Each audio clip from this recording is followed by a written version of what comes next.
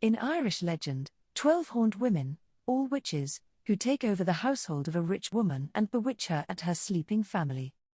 No reason for the bewitching is given in the story. Perhaps, in times past, no reason was necessary, for witches were believed to bewitch simply because they were witches.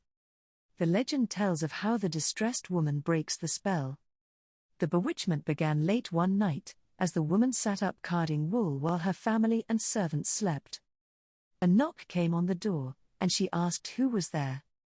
A female voice answered, "I am the witch of the one horn." The woman thought it was a neighbor and opened the door. She was greeted by an ugly woman from whose forehead grew a single horn. The witch held a pair of wool carders. She sat down by the fire and began to card wool with great speed. She suddenly paused and said, "Where are the women? They delayed too long." Another knock came on the door. The mistress of the house, who seemed to be under a spell by now, felt compelled to answer it. She was greeted by another witch, who had 2 horns growing from her forehead, and who carried a spinning wheel.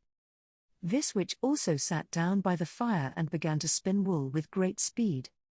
The house soon was filled with 12 frightful-looking, horned witches, each one having an additional horn, so that the last witch bore 12 horns on her forehead. They worked furiously on the wool, singing an ancient tune, ignoring the mistress, who was unable to move or call for help.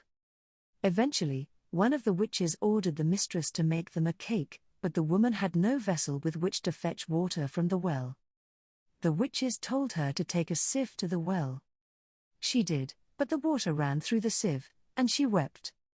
While she was gone, the witches made a cake, using blood drawn from members of the sleeping family in place of water. As she sat weeping by the well, the mistress heard a voice. It was the spirit of the well, who told her how to make a paste of clay and moss and cover the sieve, so that it would hold water. It then instructed her to go back to her house from the north and cry out 3 times. The mountain of the Fenian women and the sky over it I saw on fire. The mistress did as instructed. The witches shrieked and cried and sped off to the Slivanamen, the mountains of women, where they lived. The spirit of the well then told the mistress how to break the witch's spell and prevent them from returning. She took the water in which she had bathed her children's feet and sprinkled it over the threshold of the house. She took the blood cake, broke it into pieces, and placed them in the mouths of the bewitched sleepers, who were revived. He took the woolen cloth the witches had woven and placed it half in and half out of a padlocked chest. She barred the door with a large crossbeam. The witches returned in a rage at having been deceived. Their fury increased when they discovered that they could not enter the house because of the water, the broken blood cake, and the crossbeam. They flew off into the air, screaming curses against the spirit of the well, but they never returned. One of the witches dropped her mantle, which the mistress took and hung up as a reminder of her ordeal. The mantle remained in the family for 500 years. The legend of the horned woman appears to be a blend of pagan and Christian aspects.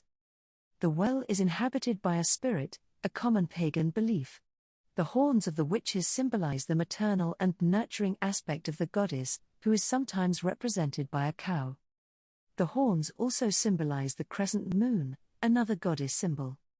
In ancient Greek and Babylonian art, the mother goddess often is depicted wearing a headdress of little horns. Yet the horned women of the legend are not maternal and nurturing but hags who cast an evil spell, fly through the air, and shriek curses, the portrayal of witches spread by the church. The cardinal point of the north is associated with power, darkness and mystery in paganism, but in Christian lore it is associated with the devil.